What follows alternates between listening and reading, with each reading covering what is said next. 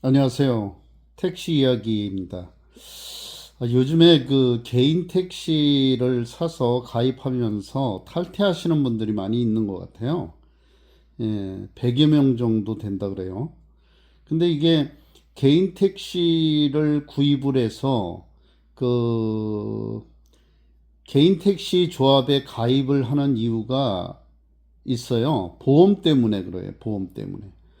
왜냐하면 이 개인 택시를 구매하는 분들이 나이들이, 연세들이 좀 있기 때문에 일반 자동차 보험에서 보험을 잘 안 들어줍니다.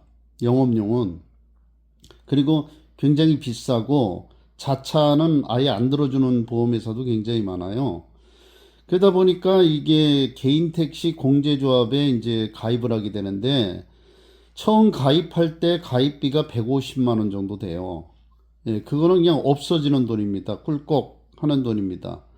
또 매달 이제 조합비 내야 되는데 그 조합비에는 이 자차 보험이 포함돼 있어요. 그리고 또 보험료는 한 달에 한 25만 원 정도? 1년에 4번 나눠서 이렇게 내는데 그거를 보통 한 달로 분산하면 한 25만 원 정도 되는 것 같아요. 그 돈 내고 또 자차 보험은 그 조합비 내는 데서 내니까 이제 별도로 이렇게 내는 그런 구조인데요.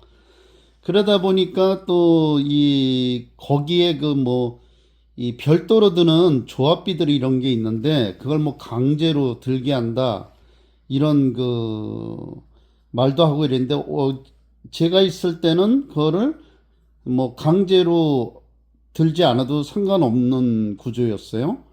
근데 지금은 어떤지 모르겠어요. 어쨌든 이게 개인 택시를 구입하면 조합에 이 어쩔 수 없이 들어야 되는 이유가 보험 때문에 그렇습니다.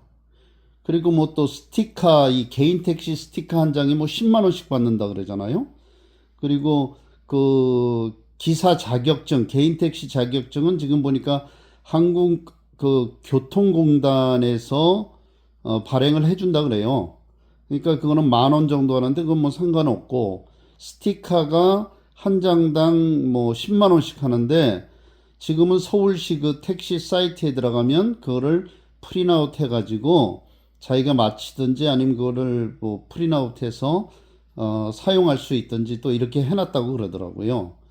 근데 이 택시 기사들이 지금 개인 택시 기사가 탈퇴한 사람이 한 100여 명 된다 그러는데 이분들이 잘 결성하고 한 1000명 정도만 모이기 시작하면 별도의 그 회비를 내면 이제 보험 문제라든가 이런 게 해결되지 않을까 생각이 돼요. 그래서 뭐 이게 늘어나고 해서 한 10,000명 정도만 모이면 지금 그 개인 택시 공제조합의 문제점 이런 것들 때문에 탈퇴하신 분들이 서로 잘 의기투합해서 다시 새롭게 결성을 한다면 10,000명만 모여도 서울의 개인 택시가 5만 명 정도 되잖아요.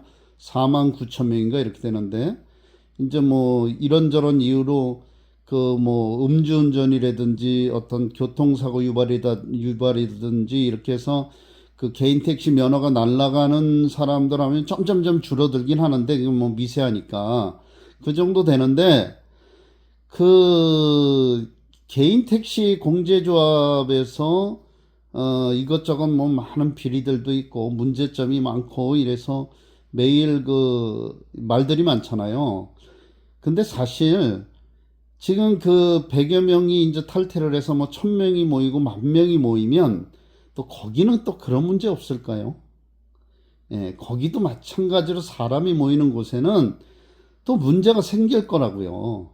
근데 제가 보기에 가장 좋은 방법은 지금 있는 이 조합이 황골 탈퇴해서 줄일 건 줄이고 부정부패도 좀 없애고 이렇게 해서 좀 굴러가면 그래서 지금 새롭게 가면 좋지 않을까 이런 생각을 하는데 사람이 많이 모이면 이게 거기에 돈의 연관이 있고, 그러다 보니까 이게 비리도 생기고 여러 사람들의 불만을 갖게 되고, 근데 불만을 갖는 사람들은 또 힘이 없고, 이런 구조기 때문에 참 쉽지 않은 문제인 것 같습니다.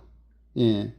이 법인 택시도 각 그 법인 택시마다 조합들이 있잖아요. 그러니까 그 조합 운영하는 것도 제가 보니까 천차만별이고, 어떤 그 조합장이 좋은 사람이 들어오면 또 회사랑 잘 딜을 해서 그 조합원들에게 이익을 주는 그런 조합도 있고, 어떤 조합은 그냥 그 자리가 상전 자리가 돼서 암암리로 회사와 짬짬이로 해가지고 뒤에서 돈 받고 이 조합원들의 이익에 대해서는 전혀 신경 쓰지 않고 그 위원장 자리나 잘 유지하려고 하는 그런 회사들도 있고, 그러니까 이게 사람이 모이는 곳에는 항상 이런 문제들이 따르는 것 같습니다.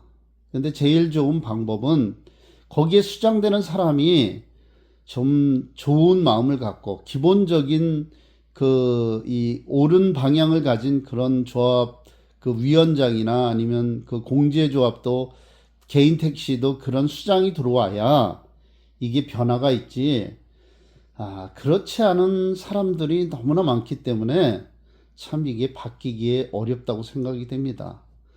어쨌든 이 사회 구조가 그렇게 생겼고, 옛날이나 지금이나 뭐 사람이 몇 명만 모여도 벌써 아파트도 그렇고 아파트의 동대표 뭐 이 동대표 회장 이런 사람들도 보면 그 좀 큰 아파트들은 뭐 별의별 문제들이 다 있잖아요. 싸우고 뭐 옛날 플랜카드 붙이고.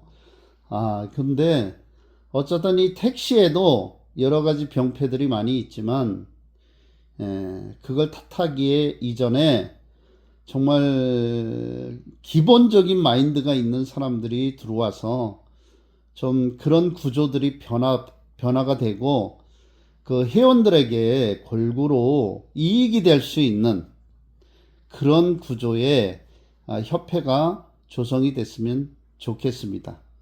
지금까지 경청해 주셔서 감사합니다.